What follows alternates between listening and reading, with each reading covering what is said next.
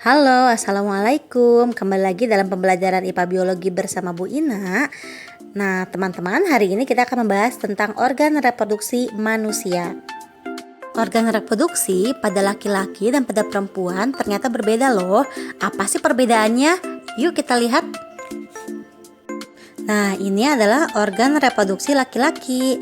Teman-teman bisa lihat kan? Dari nomor 1 sampai nomor 8 itu merupakan organ reproduksi pada pria. Oke, kita akan lihat ya. Urutannya adalah dari nomor 8 ke 7, ke 6, ke 4, ke 5, ke 2, dan akhirnya dikeluarkan melalui uretra. Jangan lupa urutannya ya teman-teman. Oke, kita akan bahas dari fungsi yang pertama. Untuk nomor 1 itu adalah vesika urinaria, atau biasanya kita lebih kenal dengan istilah kandung kemih.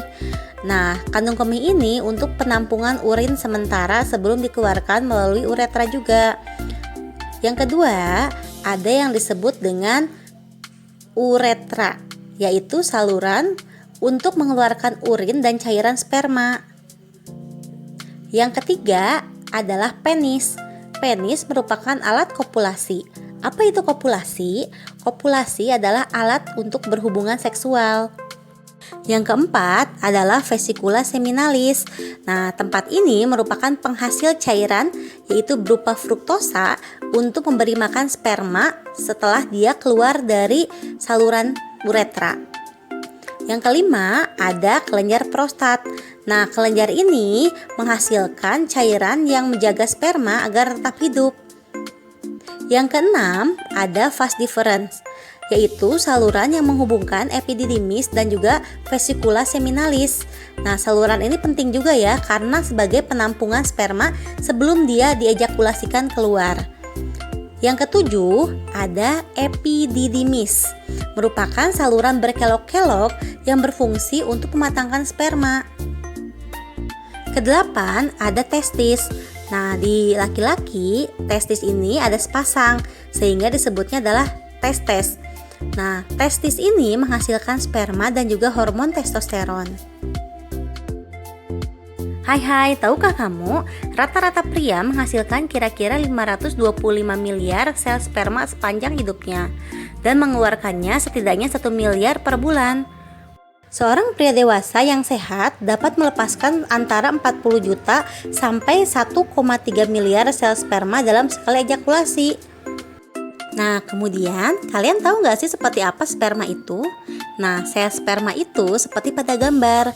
Dia memiliki kepala, leher, dan juga ekor.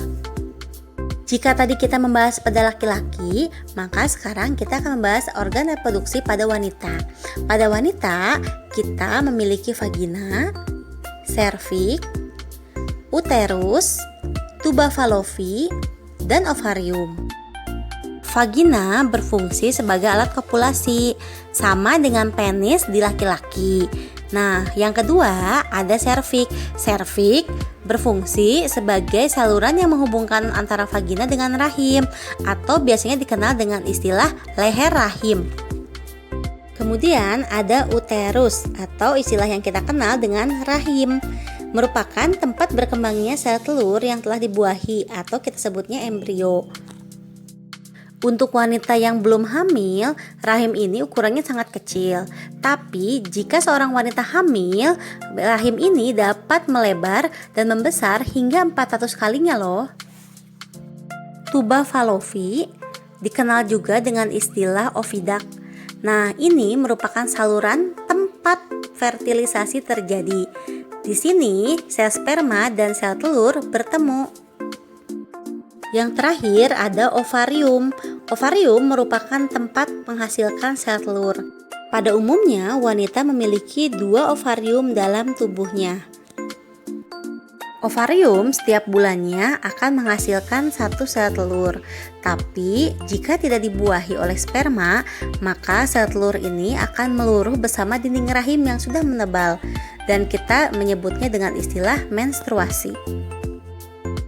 Nah, tahukah kamu wanita dilahirkan dengan sekitar 1-2 juta sel telur. tapi hanya melepaskan sekitar 300 sampai 400 sel telur selama masa hidup mereka. Dan biasanya wanita hanya akan melepaskan 1 sel telur setiap bulannya ketika menstruasi. Jadi pada wanita tidak semua sel telur dapat dikeluarkan ketika periode ovulasi. Terima kasih telah menyimak video ini, semoga bermanfaat ya. Nah, nantikan video selanjutnya tentang menstruasi dan juga fertilisasi.